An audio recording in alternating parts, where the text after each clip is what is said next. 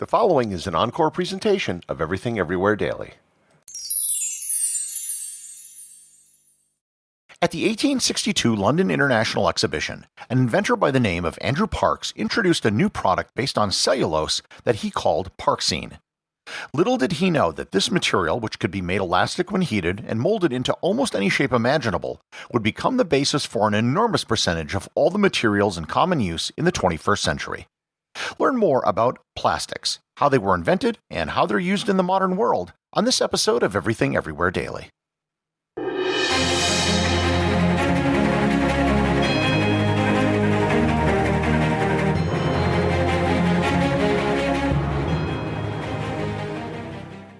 This episode is sponsored by Heaven Hill Bottled and Bond Bourbon.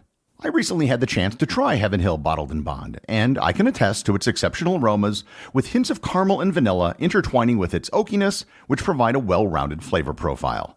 Taking a sip is akin to experiencing a piece of bourbon history firsthand. Heaven Hill Distillery may be America's most quintessential bourbon distillery. Established in 1935 after the end of Prohibition, the distillery was established by the Shapiro family and has remained a family-owned distillery to this day. In 1897, Congress passed the Bottled in Bond Act, which set forth strict rules for any bourbon labeled Bottled in Bond. Heaven Hill Bottled in Bond Bourbon goes beyond the stringent requirements of the law by aging its bourbon for 7 years, not 4. The end result is a gold medal-winning bourbon that truly stands out. Available nationally, look for a bottle at your local store. Heaven Hill Bottled in Bond. Heaven Hill reminds you, think wisely, drink wisely. Say goodbye to your credit card rewards. Greedy corporate mega stores, led by Walmart and Target, are pushing for a law in Congress to take away your hard-earned cash back and travel points to line their pockets. The Durbin-Marshall credit card bill would enact harmful credit card routing mandates that would end credit card rewards as we know it. If you love your credit card rewards, tell your lawmakers, hands off my rewards. Tell them to oppose the Durbin-Marshall credit card bill. Plastics are really nothing more than a synthetic substance whose main ingredients are polymers. Polymers are very long molecules that consist of the same subunit over and over, and in the case of plastics, they're almost always carbon-based organic molecules. There are some substances that are natural plastics, in particular the sap from rubber trees, which is used to make natural rubber. In fact, the origin of plastics can be directly tied to natural rubber. In 1839, American Charles Goodyear developed a process called vulcanization, which could harden natural rubber, which made it more useful for many products. The Goodyear Tire Company was named after him, but it wasn't actually founded by him. It was founded almost 40 years after his death. This experimentation with natural rubber eventually led to what is considered the birth of the modern plastics industry, Parkesine.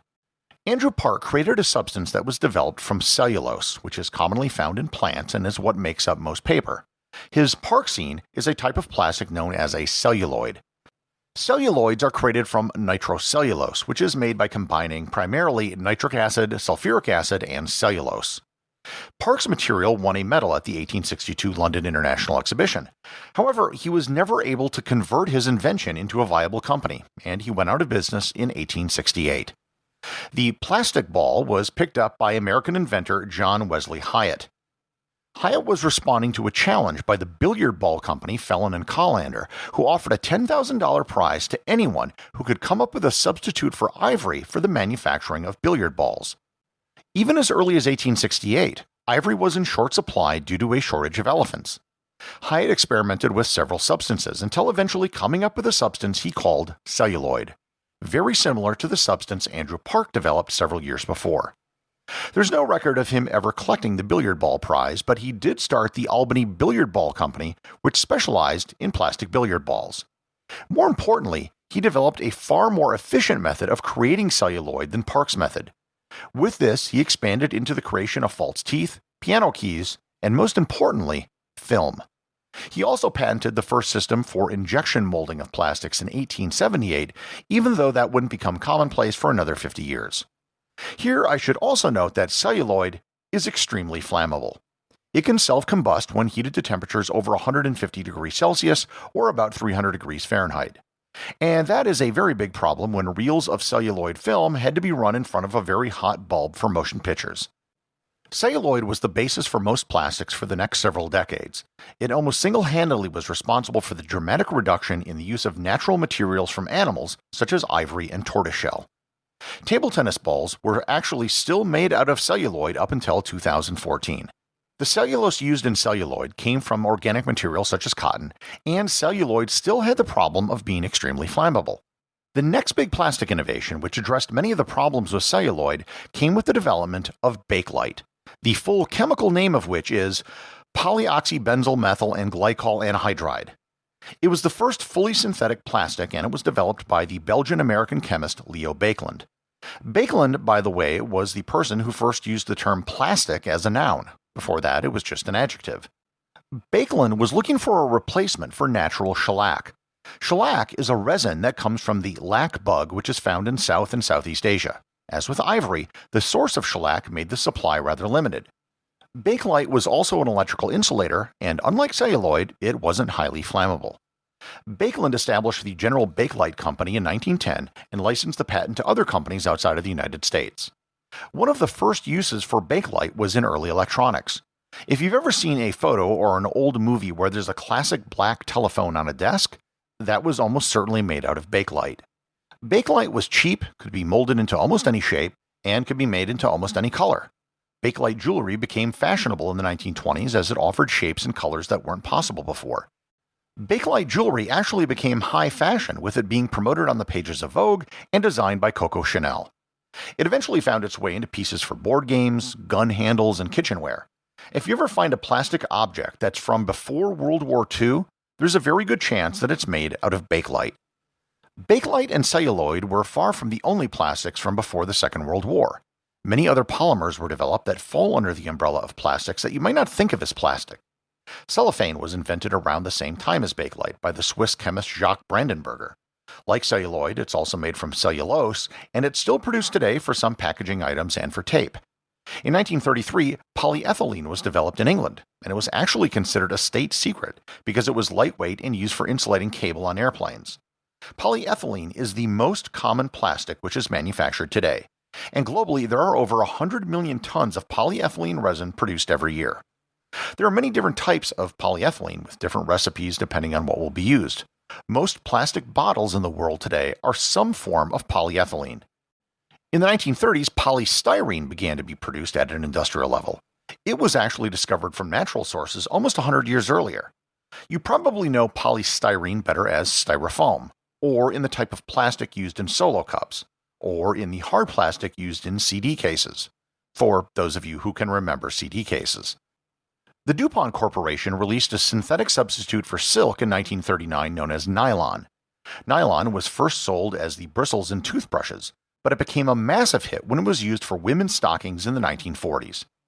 It would take me forever to go through every single type of plastic, but plastic development and innovation continued after World War II.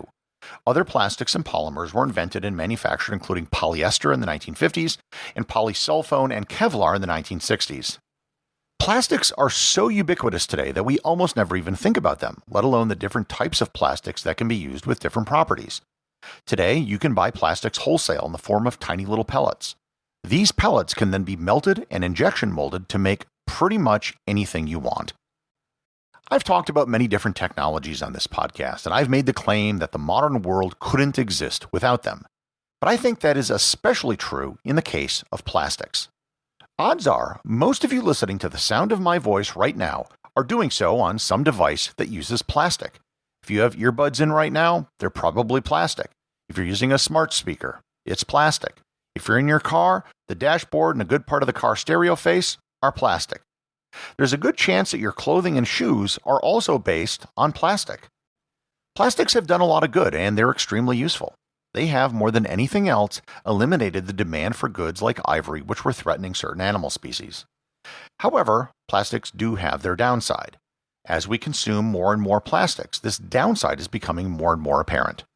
One of the biggest downsides to most plastics is that they don't degrade well naturally. A paper bag or a cardboard box will naturally decompose in anywhere from a few weeks to a couple of months depending on conditions and the material. Most plastics, however, will take 400 years to decompose.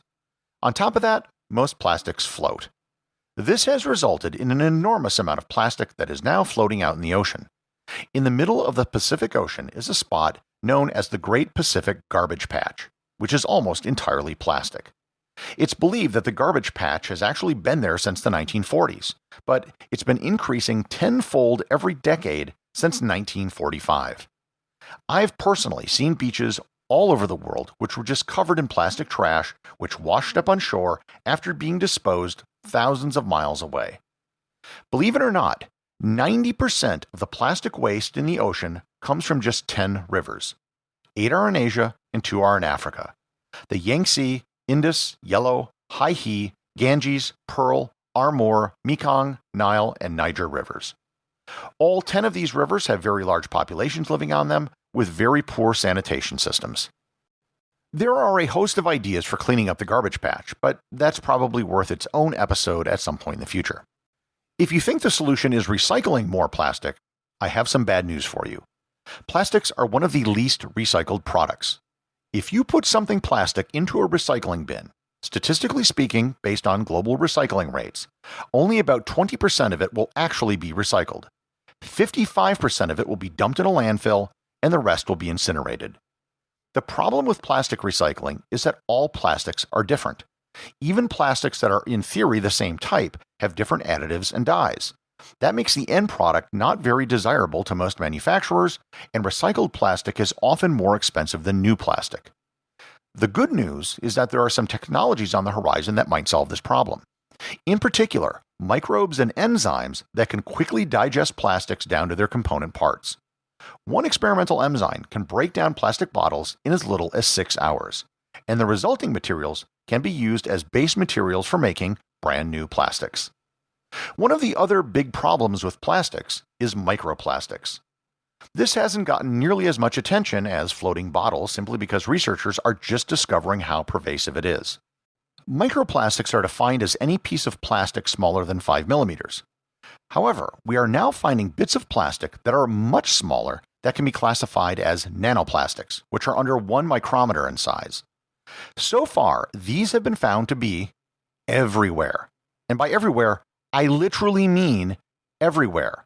They have been found in Antarctica, in rainwater, in human blood, soils on every continent. A recent study I just saw last week found it in samples of human lung tissue.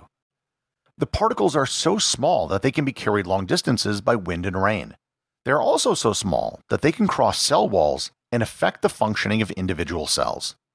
Some estimates show that the amount of microplastics in the ocean to be as much as 30% of the macroplastics we can see floating with our eyes.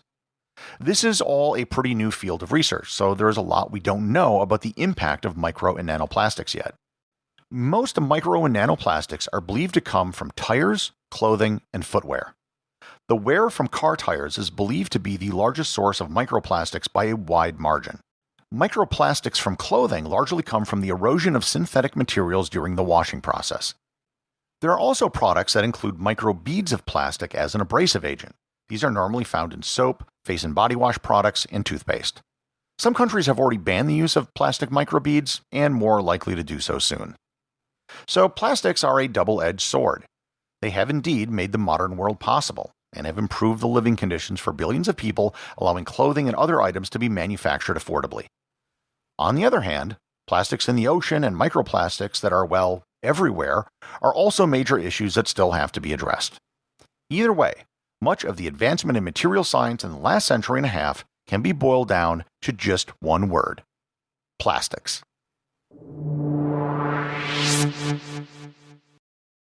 The executive producer of Everything Everywhere Daily is Charles Daniel. The associate producers are Benji Long and Cameron Kieffer. I want to give a big shout out to everyone who supports the show over on Patreon, including the show's producers. Your support helps me put out a show every single day. And also, Patreon is currently the only place where Everything Everywhere Daily merchandise is available to the top tier of supporters. If you'd like to talk to other listeners of the show and members of the Completionist Club, you can join the Everything Everywhere Daily Facebook group or Discord server. Links to everything are in the show notes. Ben. Excuse me. Mr. McGuire. Ben. Mr. McGuire. Come with me for a minute. I want to talk to you. Excuse us, Joanne. Of course. Thank you. Oh, he is such It's a just man. I look at him and I can't believe it. I know I it. simply can't believe it. I just want to say one word to you. Just one word. Yes, sir. Are you listening? Yes, I am. Plastics. Exactly how do you mean? There's a great future in plastics. Think about it. Will you think about it? Yes, I will. Enough said.